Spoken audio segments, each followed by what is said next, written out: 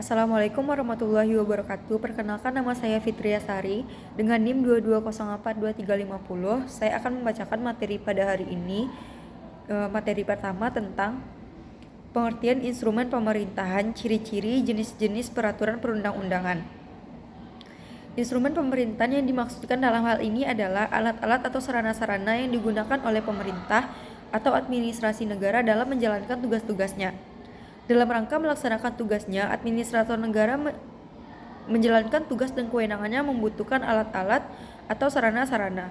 Alat-alat ini termasuk benda-benda penunjang kerja, contohnya alat tulis, bentuk bangunan kantor, sarana transportasi, dan komunikasi yang terhimpun dalam public domain. Peraturan perundang-undangan. Peraturan adalah hukum yang in abstract atau general norm, yang sifatnya mengikat umum atau berlaku umum, dan tugasnya adalah mengatur hal-hal yang bersifat umum atau general.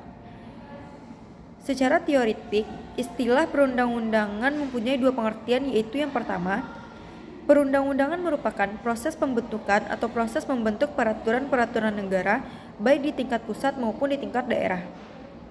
Yang kedua, perundang-undangan adalah segala peraturan negara yang merupakan hasil pembentukan peraturan-peraturan baik di tingkat pusat maupun di tingkat daerah. Peraturan perundang-undangan memiliki ciri-ciri sebagai berikut. Yang pertama, bersifat umum dan komprehensif. Yang kedua, bersifat universal. Yang ketiga, memiliki kekuatan untuk mengoreksi dan memperbaiki dirinya sendiri. Materi kedua yaitu tentang keputusan administrasi negara atau KPTU. Unsur-unsur keputusan, macam-macam keputusan, dan syarat pembuatan keputusan. Yang pertama, berdasarkan pasal 1 angka nomor 3 Undang-Undang nomor 5 tahun 1986, suatu penetapan tertulis yang dikeluarkan oleh badan atau pejabat tata usaha negara yang berdasarkan peraturan perundang-undangan yang berlaku, yang bersifat konkret, individual, dan final, yang menimbulkan akibat hukum bagi seorang atau badan hukum perdata.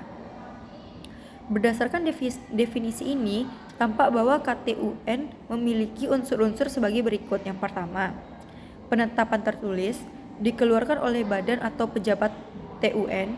Yang ketiga, berdasarkan peraturan. Yang keempat, bersifat konkret, individual, dan final.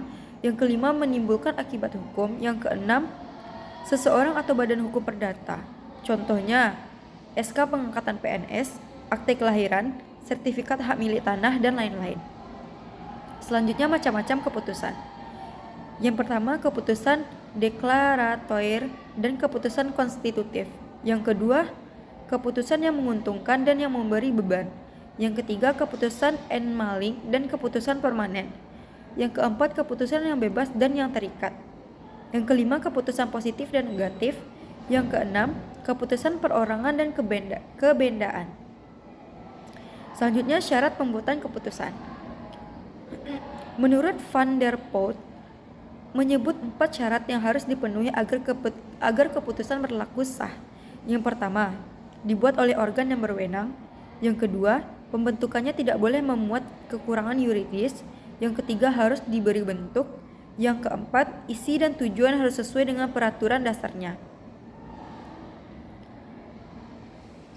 Materi ketiga yaitu pengertian peraturan kebijakan, ciri-ciri dan fungsi dan penormaan peraturan kebijakan rencana atau head plan pemerintah.